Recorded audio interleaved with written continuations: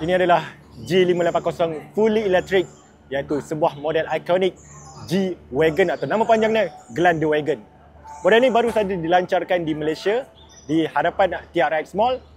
Untuk spesifikasi, model ini berkuasa 580 horsepower dengan 1163 Nm torque. Kenapa torque dia tinggi? Sebab keempat-empat tayar hadir dengan motor yang tersendiri. Bermakna setiap tayar ada motor dia.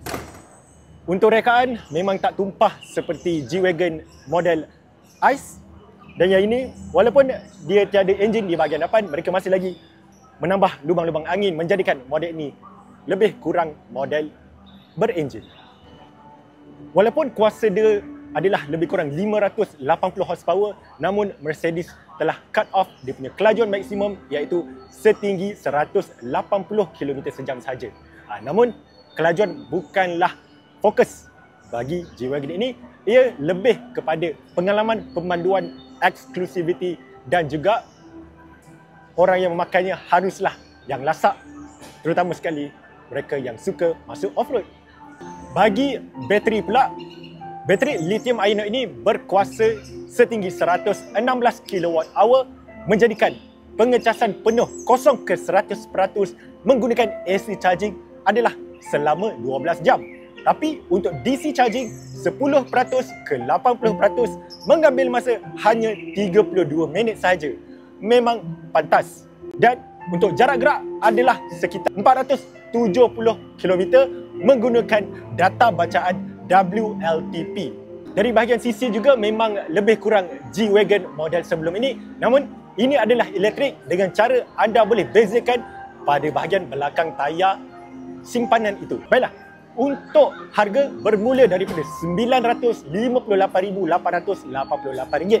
Itu untuk harga bagi model asas. Manakala untuk model limited edition first edition iaitu setinggi RM998,888 masih lagi di bawah RM1 juta. Antara perincian yang kami rasa tiada di model lain adalah mereka menekankan G-steering dan juga G-turn serta wedding depth sedalam 850 mm. Untuk G-steering ni apakah fungsinya?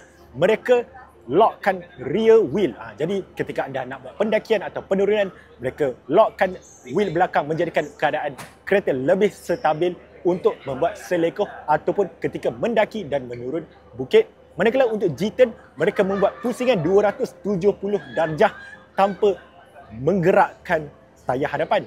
Bermaksud mereka buat pusingan itu tidak seperti konvensional U-turn. Untuk ruang dalaman boleh dikatakan lebih kurang G-Wagon model sebelum ini, namun dia menggunakan perincian AMG sedikit dengan kemasan-kemasan carbon fiber di sekitar dashboard dan juga panel tengah. Namun ini adalah edition 1, saya kurang pasti bagi model asas. Bagi ruang dalaman, anda akan menerima kemasan CF bersama dengan panel infotainment di belakang seat penumpang hadapan. Jadi ini datang built-in, tidak perlu anda tambah dan beli di Shopee. Ruang dalaman ini juga boleh disesuaikan kalau anda nak pergi bercamping ataupun menjalani perjalanan berpasir dan berlumpur di dalam hutan ataupun di tepi pantai. Sebab aku rasa belah belakang ni amat-amat sesuai kalau kita nak berehat sambil menikmati alam semula jadi di dalam semenanjung Malaysia ataupun di luar negara.